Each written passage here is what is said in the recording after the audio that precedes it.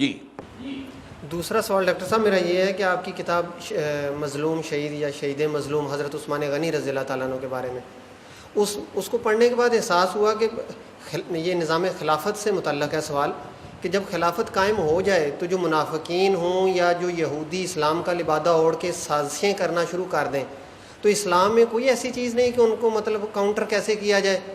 یہ سوال اس لیے ذہن میں آیا کہ چند دن پہلے ایک یونیورسٹی کے اکنامکس کے پروفیسر تھے، وہ کہنے لگے، کمیونسٹ ٹائپ کے ہیں، کہ جی یہ کس نظام کی بات کرتے ہو، مطلب 23-40 سال لگا کے محنت سے حضور نے ایک نظام دیا اور وہ 30-40 سال بھی نہیں چلا دنیا میں بعد میں، اور وہ گر گیا، جبکہ یہ جو دوسرے نظام ہیں یہ 100 سال 150 سال چل رہے ہیں۔ تو مطلب خلافت میں ان لوگوں کا کلاکما کرنے کے لیے کوئی مثال ہے یا ان کو کھلی چھٹی ہوگی، خصوصاً اگر آج کے معاشرے میں خلافت قائم ہوتی ہے؟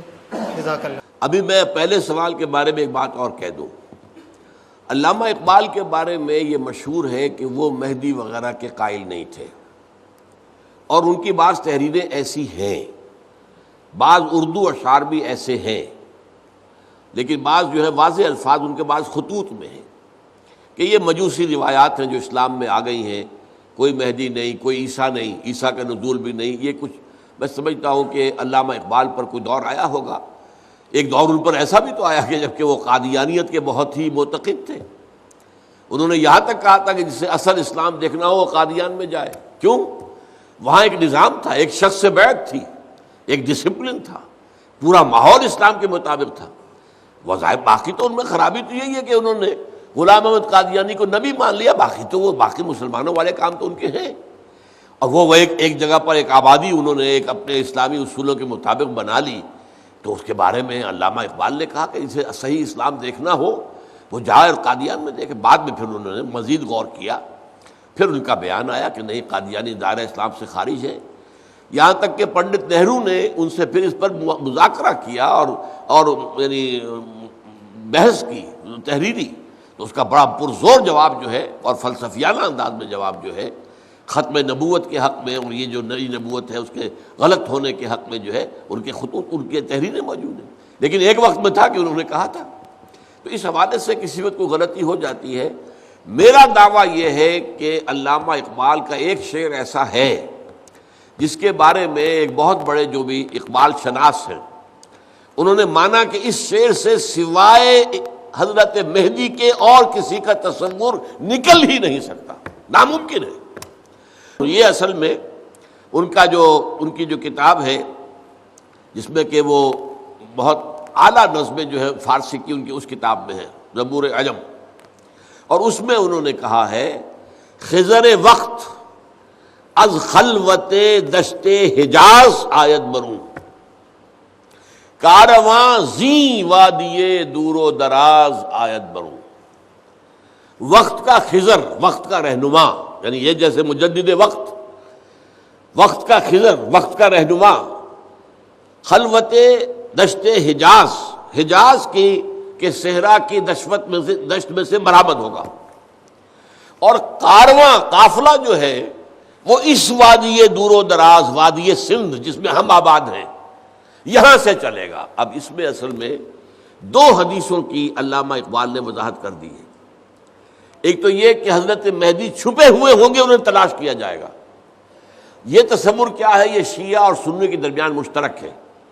شیعہ کا بتا چکا ہوں کہ وہ غار میں چھپے ہوئے 1200 برس سے وہاں سے نکلیں گے، اور ہمارے ہاں بھی جو روایت ہے وہ یہ ہے، حضرت ام سلمہ رضی اللہ تعالی عنہا حضور کی زوجہ محترمہ، وہ ان کی حدیث ہے کہ عرب میں ایک بادشاہ، ایک خلیفہ کے انتقال کے بعد خانہ جنگی شروع ہو جائے گی، اور اس وقت پھر ایک شخص جو ہے وہ بھاگ کر مدینے سے مکے میں چھپ جائے گا۔ اب اس میں یہ میری انٹرپریٹیشن درمیان، کیوں بھاگے گا، کون بھاگے گا؟ یعنی یہ تو ہے حدیث میں کہ عرب میں خانہ جنگی ہوگی اور اس وقت ایک شخص مدینے سے بھاگ کر مکے میں چھپ جائے گا، کیوں بھاگے گا، کون بھاگے گا؟ وہ میری اپنی انٹرپریٹیشن ہے کہ وہ ایسی شخصیت ہوگی کہ لوگ اس کی طرف دیکھ رہے ہوں گے کہ اس کرائسس کے اندر ہی شوڈ کم فارورڈ۔ اب اسے چاہیے کہ اس جو ہے مسلمانوں کے درمیان جو تفرقہ ہو گیا اسے دور کرائے، کوئی ایسی شخصیت ہوگی معروف اور جو سب کے نزدیک جو ہے وہ قابل عزت ہو۔ لیکن وہ اس ذمہ داری سے گھبرائیں گے، اب وہ بھاگ کر جا کر مکے میں چھپ جائیں گے، پھر انہیں مکے میں تلاش کیا جائے گا اور نکالا جائے گا۔ اور ان کے ہاتھ پر بیعت کی جائے گی حجر اسود اور مقام ابراہیم کے درمیان، اور زبردستی کی جائے گی، وہ نہیں چاہیں گے کہ ان کے ہاتھ پر بیعت کی جائے۔ یہ حدیث ہمارے ہاں بھی ہے۔ تو گویا کہ کہیں پر چھپے ہونے کی حالت سے برآمد ہونا، یہ جو ہے شیعہ اور سنی دونوں میں مشترک ہو گیا۔ اور یہ وہ پہلا مصرع ہے، خضر وقت از خلوت دشت حجاز آیت برو۔ وہ جو خضر وقت ہوں گے، جنہیں میں کہہ رہا ہوں مجدد وقت، وہ دشت حجاز کے کسی گوشے سے برآمد ہوں گے۔ دوسری حدیث کیا ہے؟ یخرج الناس من المشرق یؤتون للمہدی، یعنی سلطان ہی، مشرق سے فوجیں جائیں گی، کسی مشرقی ملک سے، جو مہدی کی حکومت قائم کریں گی عرب کے اندر۔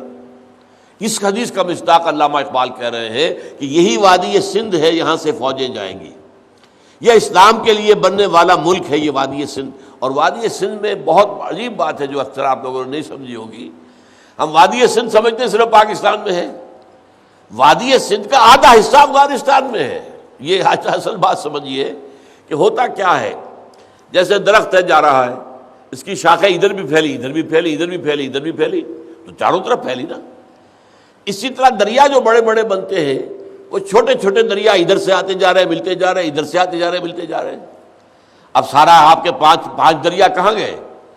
دریائے ستلج بیاس مل کر چلے گئے، آگے چل کر راوی آ گیا، چناب آ گیا، جہلم آ گیا، کہاں گئے؟ یہ سندھ میں گئے۔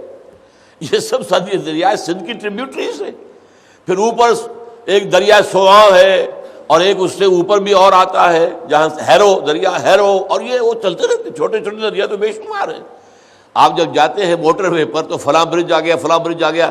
ہم تو صرف 5 دریاؤں کے نام جانتے ہیں، ستلج، بیاس، راوی، چناب، جہلم، اللہ اللہ خیر صلی اللہ۔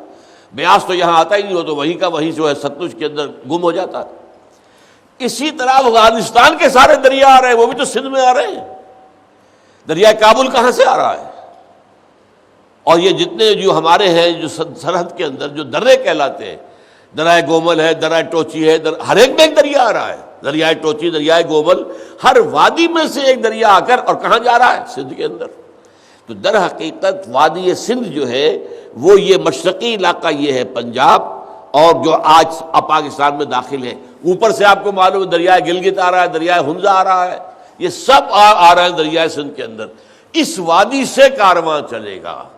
علامہ اقبال نے چونکہ جو پاکستان کا تصور پیش کیا تھا تو اس کے اندر یہ چیز شامل تھی کہ اگر ہمیں مل جائے یہ ملک، مغربی پاکستان، مشرقی پاکستان کی بات ہی نہیں تھی اس وقت، اگر ہمیں مل گیا تو ہمیں موقع مل جائے گا کہ ہم یہاں اسلام کے چہرے پر جو بدنما داغ اور دھبے آ گئے تھے عرب امپیریلزم کے دور میں، ملوکیت آ گئی، تو اس کے دھبوں کو دھو کر صحیح اسلام کی شکل پیش کر دیں۔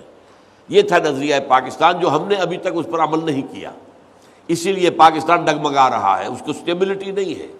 وہ ہر وقت جو ہے وہ ایسا معلوم ہوتا ختم ہو جائے گا، ختم ہو جائے گا۔ دنیا میں تو کہانیاں ہیں، تھنک ٹینکس کہہ رہے ہیں ختم ہو جائے گا، بلکنائزیشن ہو جائے گی، ٹکڑے ہو جائیں گے، ختم ہو جائے گا، وغیرہ وغیرہ۔ تو اس حوالے سے یہ شعر جو علامہ احمد جاوید صاحب ہیں، بہت بڑے مفکر آدمی ہیں، آپ نے ٹیلی ویژن پر ان کے بہت سے مذاکرات وغیرہ سنے ہوں گے، جو ہمارا اسلامی مشرقی فلسفہ ہے اس پر ان کی بڑی گہری نگاہ ہے۔ اگرچہ انہوں نے یہ کہا کہ یہ شعر میں تو نکلتا ہے تو مہدی ہی نکلتا ہے، لیکن محض شعر کی وجہ سے ہم یہ نہیں کہہ سکتے کہ علامہ اقبال جو ہے مہدی کے قائل تھے، جبکہ ان کی وہ تحریریں بھی موجود ہیں۔ لیکن اس کی جو توجہ انہوں نے کی وہ میں اس سے اتفاق نہیں کرتا۔ میری توجہ یہ ہے کہ علامہ اقبال کے ہاں 2 چیزیں چل رہی ہیں ساتھ ساتھ، مرج البحرین یلتقیان بینہما برزخ لا یبغیان۔ ایک ان کی فلسفیانہ باتیں ہوتی ہیں، عقلی باتیں، ان کے اندر ایک محدودیت ہے، دین کی باتیں اس پورے کے پورے عقلی ترازو میں پوری نہیں اتر سکتی۔ دین ماورا ہے، عقل سے ماورا ہے، عقل کے خلاف نہیں ہے، عقل سے ماورا ہے۔ لیکن ایک ان کی جو ہے شاعری، جو رات کو خاص طور پر شاعری کرتے تھے، وہ الہامی ہوتی تھی، اس میں وہ دین کے اور الہامی جو پہلو ہیں وہ سارے کے سارے موجود ہیں۔ تو شاعری میں وہ یہ کہہ رہے ہیں، خضر وقت از خلوت دشت حجاز آیت برون، کارواں زی وادی دور و دراز وادی سندھ آیت برون۔ یہاں سے فوجیں جائے گی، گویا کہ یہاں پر پہلے اسلام کا نظام قائم ہو جائے گا، پھر جب وہ وہاں پر ظاہر ہوں گے تو وہاں پر، یعنی اس کے اندر یہ چیز امپلائڈ ہے کہ عربوں میں دم نہیں ہوگا، عرب کھوکھلا ہو چکا ہے عیاشی سے، اور پیسہ جو اس کے پاس آیا ہے کثرت کے ساتھ، اور ظاہر بات ہے اس سے قومیں تو کھوکھلی ہو جاتی ہیں۔ عرب بحیثیت مجموعی امت مسلمہ کی قیادت سے معزول کیے جا چکے ہیں۔ کب معزول کیے گئے؟ 1258 میں، جب یہ ہے کہ آخری خلیفہ جو تھا عباسی مستعصم باللہ، اسے تاتاریوں نے محل میں سے گھسیٹ کر باہر نکالا اور ایک کسی جانور کی لاش میں لپیٹا اور سڑک پر ڈال دیا اور پھر گھوڑے دوڑا دیے۔ دیٹ واز دی پوائنٹ کہ اس کے بعد سے عربوں کو قیادت نہیں ہے عالم اسلام کی۔ اس کے بعد قیادت آئی، وہی تاتاری مسلمان ہو گئے۔ تو یہ Mughal, Terken Timuri, Terken صفوی، Terken Seljuqi, Terken Usmani, they were the Turks, all these four، یہ بڑی جو سلطنت قائم ہوئی ہے، all four were تاتاریز۔ بہرحال ایک بات تو یہ ہو گئی جو میں نے آپ کو بتائی ہے علامہ اقبال کے بارے میں، کہ حضرت مہدی کے بارے میں اگرچہ ان کی اردو کچھ خطوط کے اندر تحریریں واضح ہیں کہ وہ اس کو نہیں مانتے، اور یہ کہ بعض اور جگہ پر بھی اشارات بھی ہیں، شاعری میں اتنا کلیئر نہیں ہے انکار۔ البتہ یہ شعر جو ہے میرے نزدیک، اس کے بارے میں میں نے آپ کے سامنے، مجھے تو یقین ہے اور میں سمجھتا ہوں کہ یہ علامہ اقبال کی جو الہامی شاعری کا حصہ ہے یہ صحیح ہے۔ دوسرا جو ہے وہ عقلی منطق والی بات ہے، جسے وہ حرف پیچا پیچ کہتے ہیں، حرف پیچا پیچ، حرف نیش زن۔ ایک میرا حرف وہ ہے جو جیسے کہ بچھو کا ڈنک مرتا ہے، ایسا میرا شعر جو ہے وہ تو اس طرح انسان پر اثر کرتا ہے جیسے کہ بچھو نے ڈنک مارا ہو۔ ایک حرف پیچا پیچ ہے تو اس میں تو آدمی الجھ جاتا ہے۔ یہ فلسفے کی بحثیں جہاں ہوں گی تو الجھاؤ پیدا کریں گی، اور کیا کریں گی۔ بہرحال یہاں تک تو بات ختم ہو گئی۔ اس پہلے حصے کے بارے میں میں نے مزید چاہا، جب اتنی بات آ گئی ہے تو یہ بات واضح ہو جائے۔ یہ جو دنیا میں کہا جاتا ہے، یہ میری ایک کتاب ہے بر عظیم پاک و ہند میں اسلام کے انقلابی تصور کی تجدید و تعمیل، اس میں نے اس پر بحث کی ہے۔ اگر کوئی یہ کہتا ہے کہ اسلام تو صرف 40 برس چلا، ٹھیک ہے ہم مان لیتے ہیں، لیکن اس کے معنی کیا ہے؟ کامل شکل میں 40 برس چلا، اس کے بعد اسلام ختم نہیں ہو گیا، اس کے بعد بھی اسلام 1000 برس تک چلا ہے۔ لیکن یہ ضرور ہے کہ وہ کامل نظام نہیں تھا، صرف اوپر کا سیاسی ڈھانچہ جو ہے وہ بدل گیا۔ اب وہ جو ہے مشاورت کے ساتھ خلیفہ کا انتخاب نہیں ہو رہا، بلکہ اب نسلی ہے۔ یہ بنو امیہ میں سے چلے آ رہے ہیں، یہ بنو عباس میں سے چلے آ رہے ہیں، یہ ترک خاندان کے ہیں، تو یہ در حقیقت چیز ختم ہوئی ہے۔ باقی یہ ہے کہ اسلام کا ڈھانچہ، سارا معاشی ڈھانچہ، سارا معاشرتی ڈھانچہ، سارا تہذیبی نقشہ، سارے قوانین، سارے جو ہے چاہے وہ کرمنل لا تھا چاہے سول لا تھا، سارا کا ساتھ چلتا رہا۔ تو یہ ایک مغالطہ ہے کہ اسلام ختم ہو گیا۔ ہاں کامل شکل نہیں رہی اس کی، کامل 40 سال رہی۔ ایک بات تو یہ سمجھ لیجئے۔ نمبر 2، جن نظاموں کی وہ بات کرتے تھے وہ تو ایک دن بھی قائم نہیں ہوئے۔ جس ڈیموکریسی کا خواب دیکھا تھا کبھی پلیٹو نے، اور پھر جس کا خواب دیکھا تھا جو فرانس کے تھے لوگ، ان لوگوں نے جو کچھ خواب دیکھا تھا، والٹیر اور روسو، وہ جمہوریت تو آج تک آئی نہیں۔ جمہوریت کے سب سے بڑے پرستار میں یہ کہتے ہیں کہ ابھی ہم اس جمہوریت کی طرف پیش قدمی کر رہے ہیں۔ یہ دعویٰ نہیں ہے کہ جمہوریت آ گئی ہے۔ یہ امریکہ کی جمہوریت کیا ہے؟ یہ تو اصل میں کیپٹلسٹ کی ڈکٹیٹرشپ ہے، سارا عمل دخل پیسے والوں کا ہے۔ پاکستان کی جمہوریت کیا ہے؟ یہ اصل میں جاگیرداروں کی میوزیکل چیئر گیم ہے، کچھ بھی نہیں ہے۔ عوام کا تو دھوکہ ہے، کچھ بھی نہیں۔ تو وہ تو یہ نہیں کہتے کہ ہماری جمہوریت آ گئی، نہیں آئی، ابھی ہم کوشش کر رہے ہیں۔ جمہوریت جو ہے، اسی طرح آپ کو معلوم ہے جس اسٹیٹ لیس سوسائٹی کا تصور دیا تھا مارکس نے، وہ تو ایک دن بھی قائم نہیں ہوئی۔ کمیونزم کا نظام تو آیا، لیکن وہ نظام جو مارکس نے جس کا نقشہ دیا تھا وہ تو ایک دن کے لیے بھی نہیں آیا۔